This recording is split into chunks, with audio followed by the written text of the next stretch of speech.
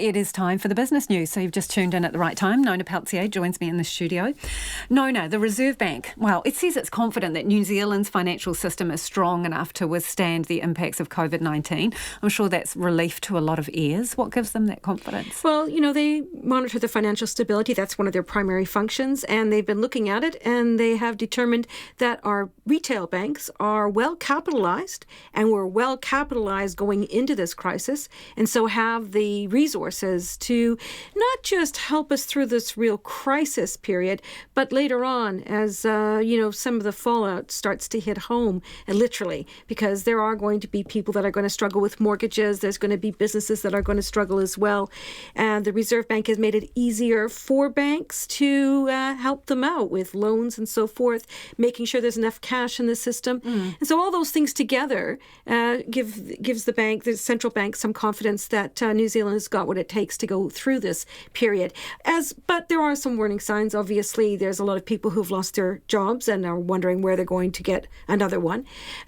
The insurance industry is one that wasn't really well capitalized going into this. They'd already been in a sort of a lower position because of the insurance claims that they've been facing. Life insurers is another group that is not in a great position leading into the crisis. And banks that not banks but other organizations that take deposits, some of them are not as well capitalized as they ought to be. So the central bank is going to be keeping an eye on how those institutes and industries are faring and looking at what they can do to help them improve their position. And so that's going to be an interesting time. Meanwhile, so the Reserve Bank has signaled some risk, but on the other hand says, we're in pretty good shape. Basically telling us don't panic.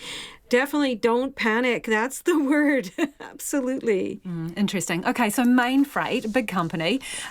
Some good news in all of the dreariness. Mainfreight made another record full-year result. So very strong. Very strong. Yeah, it was up 5%, considering where we've been at. That's pretty good. Ending the year with a net profit of $148 million. Now, it would have been more, but they had some abnormal items, one-time items. And so if not for that, they would have been up 10% to $156.1 million. That's a hefty net profit. Now, the company said that that's really great. They've done well in the year ended in March, but what about for the future? And in that case, there's a lot of uncertainty. Despite that, though, the company is confident enough to pay a final dividend of 34 cents a share. So I'm sure the shareholders would have been rejoicing over that. And I spoke to an analyst, after the result and said that in the presentation that Mainfreight made later today, it noted that in the first week of this financial year for Mainfreight, that's the first week, April 1, the revenues for New Zealand were down 40%, which is, significant. And then in the first 7 weeks, down 16%, again on the year earlier.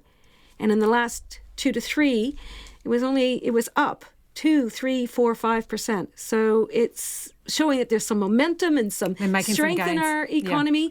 Yeah. And that certainly helped the company's share price. It was up about 14% at one point earlier today, finished up 11% to $39.99. Okay, shall we take a quick spin around the rest of the market? Yes, and I'm sure you'll be very impressed with this, that our top 50 index rose 1.2% today to, 134 points to 11,049. We haven't been at that level, 11,000 points or above, since early March. So that's pretty positive as well.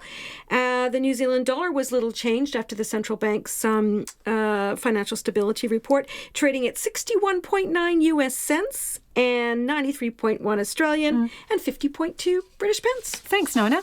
Nona Peltier with Business there.